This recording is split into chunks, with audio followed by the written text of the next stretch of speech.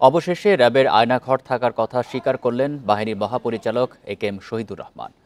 আর বাহিনী হিসাবে র্যাব বিলুপ্তের চূড়ান্ত সিদ্ধান্ত সরকার নেবে বলেও জানিয়েছেন তিনি। সকালে রাজধানীর কারওয়ান বাজারে মিডিয়া সেন্টারে এক সংবাদ সম্মেলনে অতীতের গুম খুনের কথা স্বীকার করে নির্যাতিত ও ক্ষতিগ্রস্তদের কাছে ক্ষমাও চেয়েছেন র্যাব ডিজি। বলেন, সুষ্ঠু তদন্ত সাপেক্ষে গুম খুনের সঙ্গে জড়িতদের বিচারের মাধ্যমে বাহিনীকে দায়মুক্ত করা সম্ভব হবে।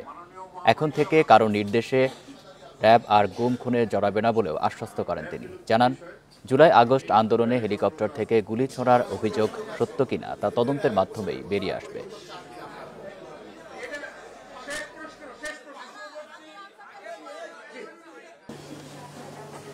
কেবলমাত্র সুষ্ঠু তদন্ত এবং বিচারের মাধ্যমেই আমরা দায়মুক্ত হতে চাই। তা আমি আপনাদের মাধ্যমে আবারও যারা র্যাবের কারণে ক্ষতিগ্রস্ত হয়েছেন, নির্যাতিত হয়েছেন, তাদের পরিবারের কাছে এবং তাদের কাছে আমরা আবারও দুঃখ প্রকাশ এবং ক্ষমা প্রার্থনা করছি। আমাদের যে দায়িত্ব, সেই দায়িত্ব আমরা নিষ্ঠার সঙ্গে, আন্তরিকতার সঙ্গে পালন করব এবং এ ব্যাপারে সরকার যে সিদ্ধান্ত গ্রহণ করবে সেটাই শিরোধার্য।